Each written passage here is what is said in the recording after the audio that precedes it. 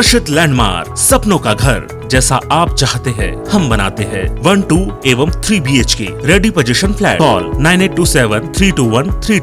हाल ही में महाराष्ट्र के गढ़चिरौली में हुई मुठभेड़ में माओवादियों के केंद्रीय कमेटी के सदस्य और उसके मिलिट्री दस्ते के ज्यादातर नक्सली मुठभेड़ में मारे गए। लेकिन सबसे बड़ी बात यह थी कि घंटों चली इस मुठभेड़ में केवल फोर्स के 4 जवान गंभीर रूप से जख्मी हुए। कमोबेश तेलंगाना और आंध्र प्रदेश से ग्रेहाउंड फोर्स के ऑपरेशन में भी इसी तरह की सफलता दिखाई देती है, जिसमें फोर्स को कम नुकसान होता है। लेकिन छत्तीसगढ़ इस मामले में अब तक खुद को सुधार नहीं पाया है। कम से कम आंकड़े यही बताते हैं।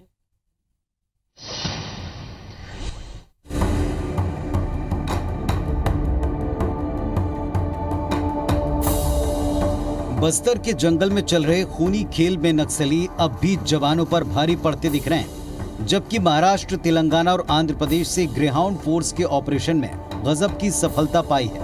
जहां जवान नक्सलियों पर भारी पड़े, छत्तीसगढ़ में रणनीति के लिहाज से कहां कमी है, इस सवाल पर अधिकारी बहुत कुछ तो नहीं कहते, लेकिन इतना जरूर कहते हैं कि बस्तर की परिस्थितियां खास तौर पर भौगोलिक और इंटेलिजेंस के साथ साथ ग्रामीणों के सहयोग के लिहाज से इसकी अहम वजह है और इसीलिए मौके पर कई बार बड़े एम्बुश में जवानों को नुकसान उठाना पड़ता है।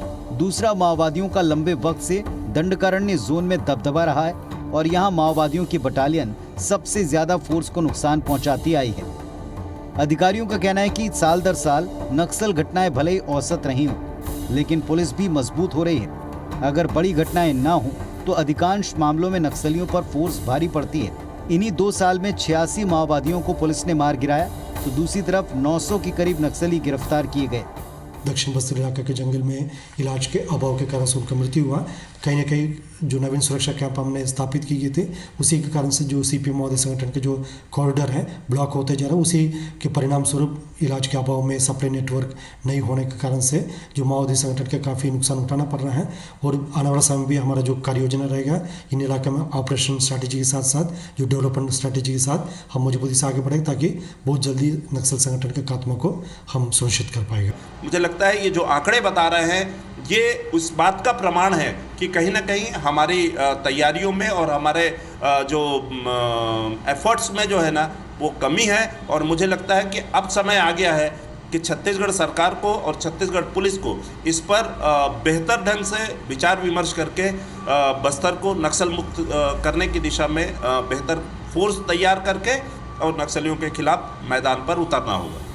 पिछले 2 साल के आंकड़ों को देखें तो साल 2020-21 में 37 जवान शहीद हुए, जबकि 39 जवान 2021 में अब तक शहीद हो चुके हैं। इसी दौरान क्रमशः 333 मुठभेड़ हुई, जबकि 2021 में अभी तक 232 मुठभेड़ हुई हैं। हालांकि इस साल ये आंकड़ा कम हो सकता था, लेकिन बीजापुर के तेमेलवाड़ा में हुई मुठभेड़ में CRPF जवानों को हुए नुकसान के बाद जवानों की शहादत के आंकड़े बढ़ गए। अहम बात यह भी कि आम नागरिकों की मौत के आंकड़े कम नहीं हो रहे हैं। इन्हें सबसे ज्यादा नक्सली मुखबिर बताकर मारा जा रहा है। इन 2 सालों में 88 आम नागरिक भी मारे गए। हालांकि पुलिस ने इन 2 सालों में 158 हथियार बरामद किए हैं। इनमें बड़े हथियारों की संख्या काफी कम है। नरेश मिश्रा, IBC 24, जगदलपुर।